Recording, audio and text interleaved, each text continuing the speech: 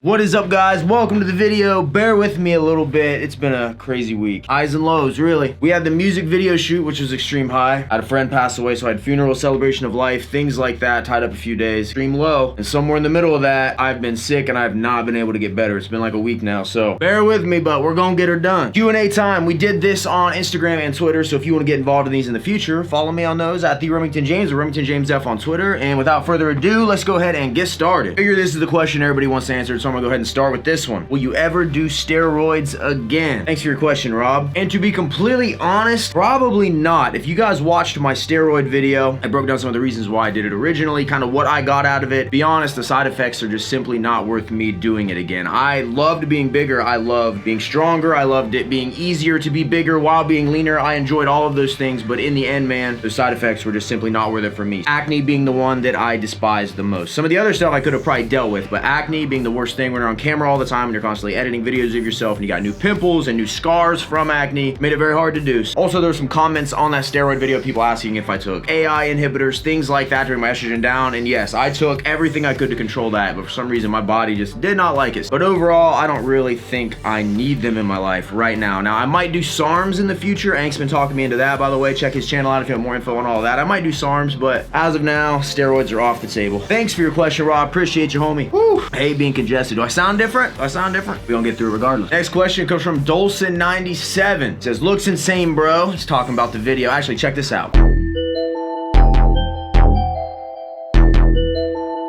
me a second, let me catch my breath. Give me a sec, let me catch my breath. Dope, punch. It's gonna be a banger. Song link in description. He asks, what has been your highest moment in your life, plus what is your lowest? Appreciate you, man. You know, I read this question over and I was trying to think, like, what are the highest moments of my life and what are the lowest? And I've came to the conclusion, I don't think my brain really works like that. I really try, especially recently, to like live in the moment, right? So when you ask me like what the highest moment of my life is, I'm gonna tell you that it was a week ago when I shot those music videos. You know, when you ask me what my lowest is, my brain doesn't even really work like that. Like, I try to block out all of that stuff, you know? I mean, I have some situations in my life that I would consider low points, but I don't try to dwell on those and be like, oh, the lowest point is this, man, that point was terrible, because like in my head, I've rationalized and justified it all as like learning experiences, right? Stuff that was necessary to get me where I'm at in this right mindset and on the path I'm on, doing the things I'm doing. So I really don't look at things like that. You know, I tell you my highest point is, you know, filming those music videos, and I have a ton of reasons for that, but it's like, I really want like in the next week to have another high moment and have another high moment after that. You know, I'm always kind of pushing to keep recreating those. And as far as lowest points, I got some bad things that have happened to me, but like I said, I don't really look at them like that, right? They were necessities, so no regrets, you know, no mistakes, only lessons. Thanks, Dolson, appreciate you, homie. All right, from Austin Brown, please send a shout out to my little brother, Andrew Brown. He swore into U.S. Army Monday and leaves for basic January 2nd. Much respect for him. Shout out, Andrew, you're gonna kill it. Thank you for your service, man. Appreciate you more than you know, for real. Hope you have a good Christmas, January 2nd. When it comes, go out there and crush it. Now, what was the hardest part about going full-time into YouTube?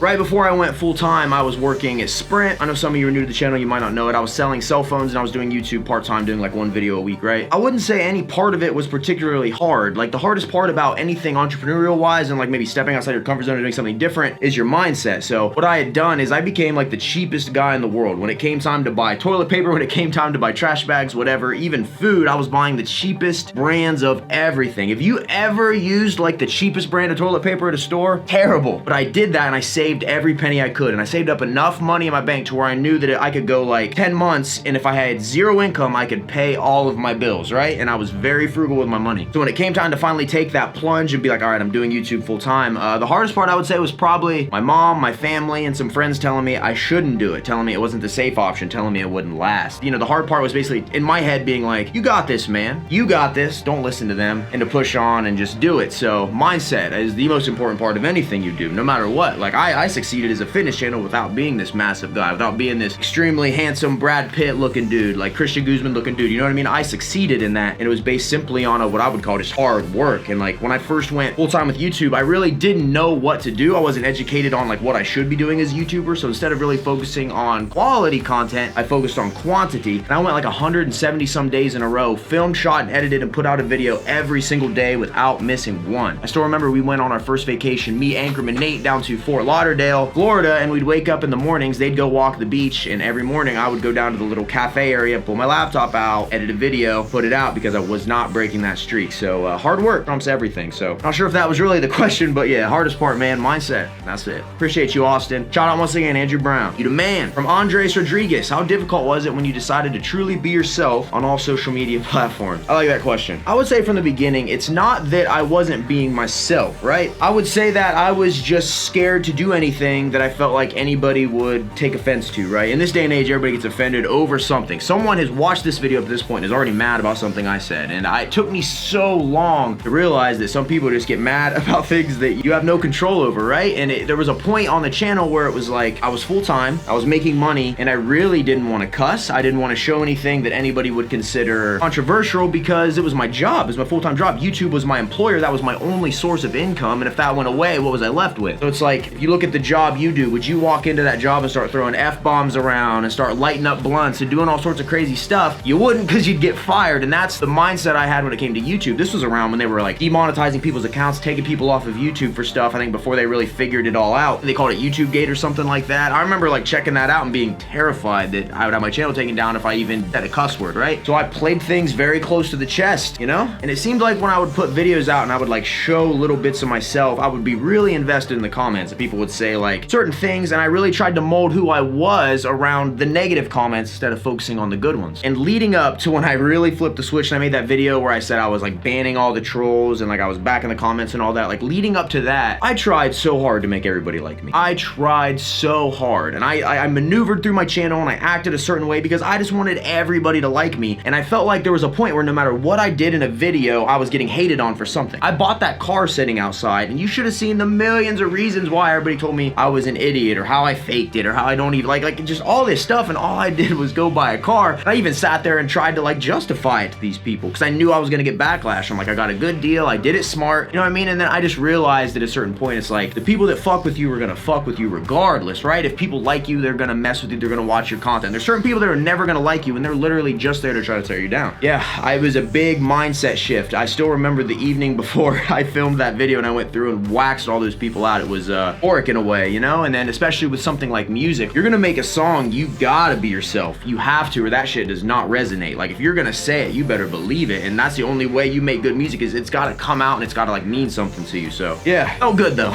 Overall, it felt good, man. And it still feels good, you know? I've always been me, but now I've like taken the filters off, you know? Best Rem from here on out, baby. Thank you, man. Appreciate your question. From Dank Hill, who are your biggest inspirations when it comes to music as well as in life? When it comes to music, I mean, I think it goes without saying, I think everybody's a Drake fan. I grew up on Drake before he was this mega star, though. I was listening to the So Far Gone mixtape, the Comeback Season, when he first started doing songs with Lil Wayne on like the Dedication 3 mixtapes. Anybody remember Ransom? One of the best songs ever. So Drake, and I would say overall, if I had to pick a favorite rapper, it would have to be Lil Wayne. When he was in his prime, dropping mixtapes, that dude was on fire. And one thing about him was his work ethic. He was putting out so much music, he was literally flooding out the competition. He was kind of the originator of like the mixtape era, and yeah, Lil Wayne, man, will always be the GOAT, in my opinion. As far as life, I wouldn't really say I have life inspirations, man. I'm just trying to live my best life. I think you should model your life in a good way, you know? I believe in karma, I believe in the power of the universe, I believe in doing good things come back to you. So I just think you should live your life in a way to where if you had to explain what you did and how you maneuvered to your grandchildren or your children down the road, you would never be ashamed to tell them. So it's who you are when these cameras are off that define you as a person, man. You realize so much of the social media stuff is completely fake. I could do a whole video on some crazy stuff I found out about some of your favorite YouTubers, but that's not really who I am as a person, so I won't. But keep in mind, everything you see is not exactly real, and a lot of times that number you're looking at, whether it's views, whether it's subscribers, whether it's comments, not always what it seems to be. So always keep that in mind too. Thanks for your question, brother. Josh Lafferty, how did it feel like to perform for the first time? Felt amazing. To be honest, I did not practice going into the music video shoot at all. I'd been sick, and honestly practicing, I kind of felt goofy doing it, but literally I had that mindset where I'm gonna show up and I'm gonna kill this regardless, and I did, and it felt amazing. At one point in that video, a ton of people had showed up just to watch what we were doing, and I had to perform in front of people I'd never met, an entire crowd of people, and I literally got off on it. While I was doing it, I was literally like, it felt good. So yeah, it felt amazing, man. I think that as long as you believe in something and you go in with the confidence of not giving a shit what anybody else thinks, man, you just crush it, and that's it. So felt amazing, man. Appreciate your question. Kyle Summers, what is your whole music setup looking like? Like that, I could go pretty in depth, but doing digital music production, there's so many plugins and everything that go into it, and a lot of things. Like, it's not just the mic, for instance. There's like EQ, compression, all sorts of stuff. Basically it, man. You can make good quality music from a bedroom, and that's real talk. Appreciate you, brother. From Will Just Will, what's your favorite part part about going out there and chasing your dreams. Also, great music. I threw your songs on my gym playlist. Appreciate you, bro. Thank you. I would say at the end of the day, it's making something that you absolutely love. You can step away from it and really appreciate it and be like, wow, I grinded my ass off to make something, feeling like you did something, you know? Like when I worked at Sprint, for instance, I would go in, I would sell cell phones. The satisfaction would be watching my sales numbers go up, right? Watching like I sold this many phones and this, but at the end of the month, it would all reset and go back to zero. So I'd make some money, but it was like, I wasn't really working towards something, right? Whereas now with like music, for instance, every single song I put out works towards something. Every single video kind of adds to a catalog and builds something. The more videos I put out, kind of building up a empire, is that the right word? Just a body of work, man, that I am extremely proud of. And that's the best part. And also trying new things, man. I get bored doing the same stuff. So it's just, you know, outside of your comfort zone, man, challenging yourself. If it doesn't scare you, then is it really worth doing, you know? Being comfortable is the quickest way to kill your dreams off. Don't be comfortable, get uncomfortable. Try new things. Try to push yourself at every juncture in life, man. Thanks for the question, brother. Paul Richardson, what made you turn your hand to music, and is this all part and parcel of the LA move? The LA move was definitely inspired by music. That's why we wanted to go out there originally, 100%. That was the only reason I wanted to go out there. Obviously, I want to kind of get out of the cold, but that was the,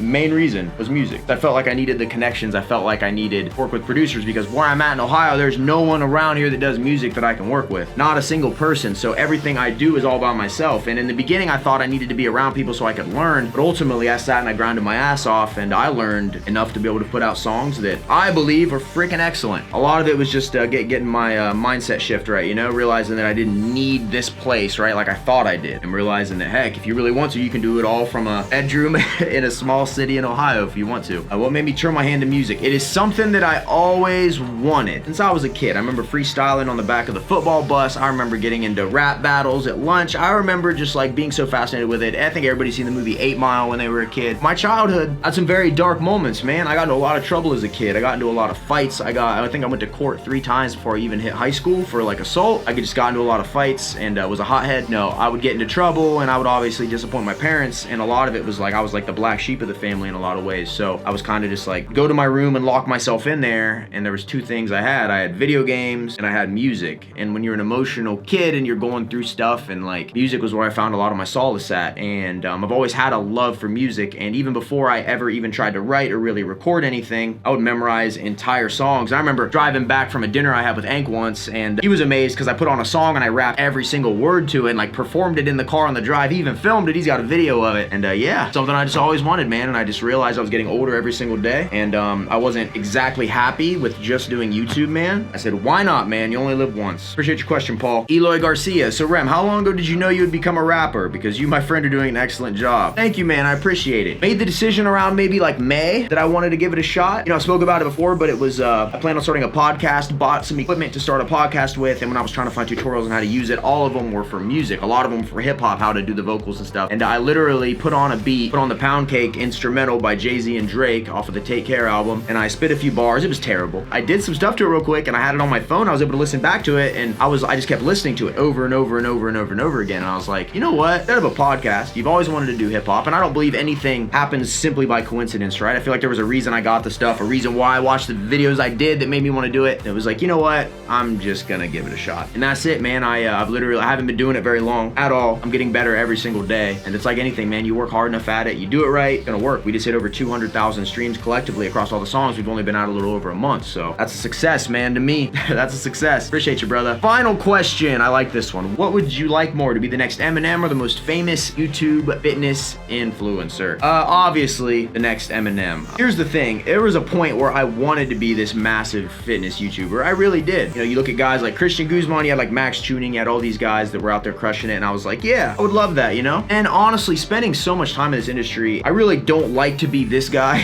for what I'm about to say, and I kind of said it a little bit earlier, but you realize how fake almost all of this is, man. Once you realize how many people are really on steroids, you see the people like, use my FitT discount code 10% off, or use this supplement, and like just all like, it's all just so like pandering, and it's also like taking advantage of people, and it's this industry in and of itself, man, and everybody's preaching diet and hard work and all this stuff, which yes, I do agree, an absolute necessity, but like no one wants to talk about genetics. I had someone the other day tell me it's genetics don't even matter, it's just hard work, and I'm like, dude, what about growing up and you had that friend that was built like an ox, never lifted a day in his life, had massive biceps and was just huge, and you're a stick. Neither of you have lifted, you're both like 9 years old, 10, 11, you know, like unrealistic expectations and getting people to buy into a lot of snake oil. I'm just not a fan of it, man, and to be honest, honest, when I'm on Instagram, I mean, you look at what fitness influencers I follow and the ones I mess with, like, very small group, because so many of them almost make me cringe watching their stuff and seeing how they post and seeing how they type, and it's also, ugh, not a fan. I think if you take fitness out of your question, you would say just, you know, a YouTube influencer. I want to be more of like motivation for people, you know? I went through my whole life and everybody telling me what I couldn't do, I'd never be successful, you know, I was never the popular kid, never none of this, and like, I literally just worked my ass off and got everything I wanted out of life, you know? And I mean, I'm still working towards it, but came a hell of a long way, and I just want to like make people like realize that, right? Like, just because everybody's telling you you can't do something, or just because you don't think you're the most attractive, you don't have the most talent, you can't do something, because you for sure can. I am not a talented guy in any one aspect, but I work my butt off, and hard work will beat talent when talent doesn't work hard, and that's literally what I do. I work hard, and you can work hard too and make your dreams a reality. You want a car with doors that open up like that? Work hard, you can have one. It really wasn't that hard to get that. You want to have music out, you want to shoot music videos for it, it's literally not that hard. It's just simply the act of doing it, and you literally have to do it and execute on it until you're making something that people like to consume. At the end of the day, that's it. So I would much rather be like an Eminem. At this point in life though, I don't even want to be like the next Eminem. I just want to be the first Remington James, you know? That's it, man. The way I'm doing things, I know, is a little different than maybe some of the other YouTube channels you watch. The way I do things is maybe not the norm when it comes to music and everything, but I don't even believe that you need the perfect plan. I think you just got to execute, and you do things the right way, put your heart, your soul into everything, and you truly believe in yourself, it'll work out regardless. So that's what we're doing, man. We chase dreams on this channel, and that's it. Woo! Okay, thanks for your question. How'd I do, guys, for being sick? How'd I do? That probably ain't helping. Yeah, hopefully you guys enjoyed this video. Follow me on social media if you want a chance to get in on one of these when they happen again. Yeah, I need some medicine. I'm gonna relax a little bit. If you guys have any tips for getting better, let me know, because this thing is not going away. And yeah, music links in description box. Check it out. Cool stuff coming. You guys already know that though. If you're not subscribed, subscribe, thumbs up, all that good stuff. And as always, guys, do not forget to smile, remain positive, and pay someone a comment, because you never know whose day you can make it better. With that, we're out of here. This has been a Remington James production. I'll see you fine, ladies and gentlemen, at the